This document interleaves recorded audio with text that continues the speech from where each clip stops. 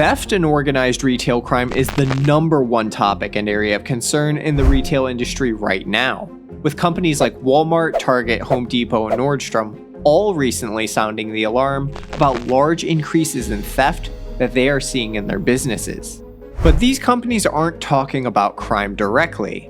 To put it in their words, the problem they are facing is increasing shrinkage. You mean shrinkage? Yes! Shrinkage is a corporate term for the loss of inventory due to things like theft, fraud, and damaged goods. Target alone is expecting to lose $500 million this year due to shrink, with most of that hit coming from theft. And corporate retail as a whole is worried that theft-related shrinkage is just plain out of control. The National Retail Federation estimates that nearly $100 billion a year is now being lost due to shrinkage, with a large part of this being made up of organized retail crime. You might be wondering what exactly organized retail crime is. Well, unlike shoplifting where an individual steals merchandise for their personal use, organized retail crime is the large-scale theft of merchandise from stores with the end goal of reselling the stolen goods for personal financial gain. In these criminal operations, there are typically a large number of people who will steal inventory from retail stores and funnel these stolen goods to other criminals in the organization, who then aim to convert the stolen items into cash. The stolen goods that are targeted by these thieves vary widely and encompass everything from electronics to baby formula. But the one thing that all of the stolen goods have in common is that they are highly in demand and easy to convert into cash without drawing too much attention. Shocking footage of organized retail crime often shows flash mob style robberies where large groups of people enter a store and blatantly grab tons of merchandise and leave.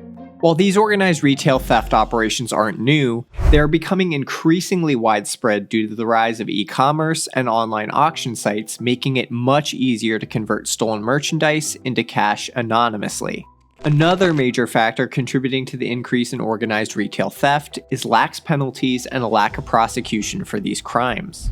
In many areas where organized retail crime is especially rampant, there are high felony thresholds that allow thieves to steal more while only facing a misdemeanor charge if caught.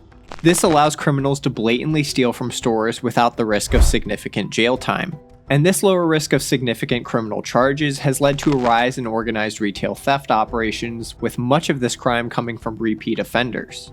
Data provided by the US Chamber of Commerce shows that California alone accounted for approximately 12.5% or 1/8 of total US theft in 2021.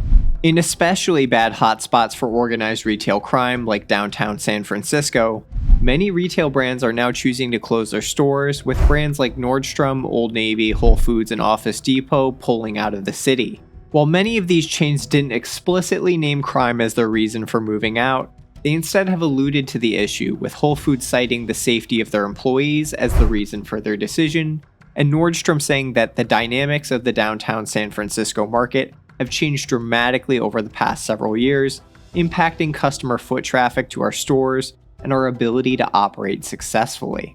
Skeptics looking to downplay theft as the primary cause of these businesses leaving tend to point out that these businesses were already facing lower revenue and challenges due to decreased foot traffic in malls. But this explanation doesn't examine the root cause of why malls in locations like downtown San Francisco are attracting less people. And a large part of the reason is that no one wants to shop in a place that's unsafe. If a place is experiencing widespread crime, people are going to start avoiding that area. So not only are businesses experiencing millions of dollars in direct losses from stolen goods, but they are also experiencing hidden costs due to the fact that crime is scaring away their paying customers. The economics of operating in these locations just don't make sense. Retailers are trying to combat this rise in theft as much as they can and are taking different tactics. Retail companies are taking a long and hard look at their locations and are increasingly closing stores in crime hotspots. And for the other stores that do remain open, companies are now increasingly locking up items that are popular targets for thieves, and are also moving other products to behind checkouts. And some stores are outright removing items completely that are being frequently stolen. Another major challenge for businesses from this rise in organized theft is maintaining the safety of their employees and customers. Unfortunately, many of these crimes can quickly turn violent.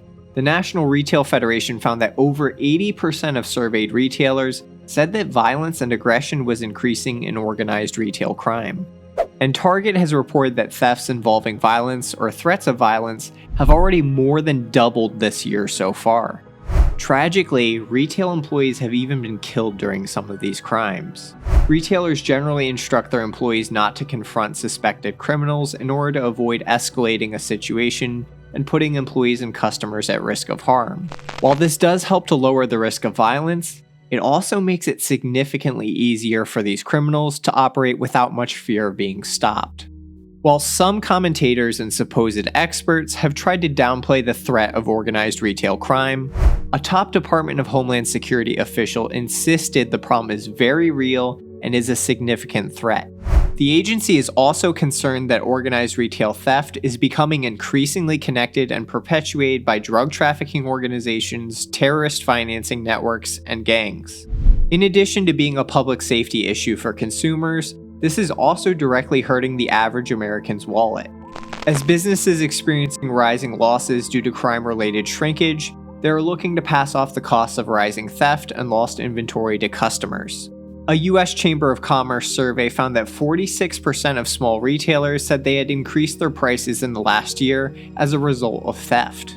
And Walmart's CEO explicitly said that if the government doesn't do more to start cracking down on theft, the price of goods will be higher and certain stores will close, making it more difficult for average citizens to shop for their needs. Retailers have been pushing for new legislation to crack down on this rising theft.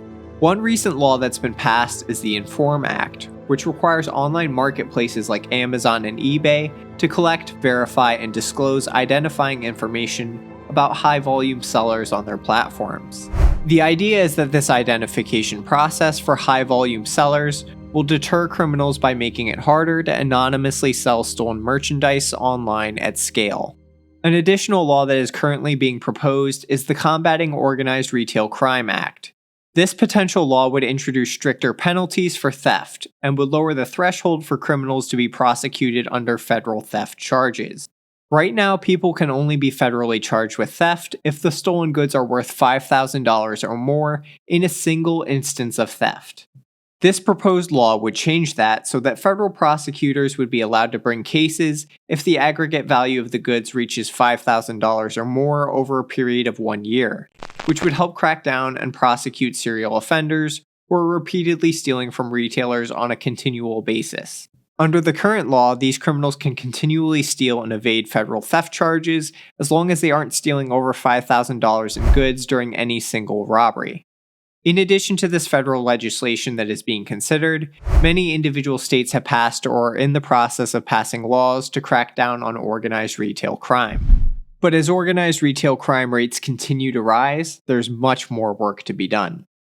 But be sure to let me know your thoughts on the organized retail crime issue in the comments below, and make sure to subscribe to the channel for more finance content.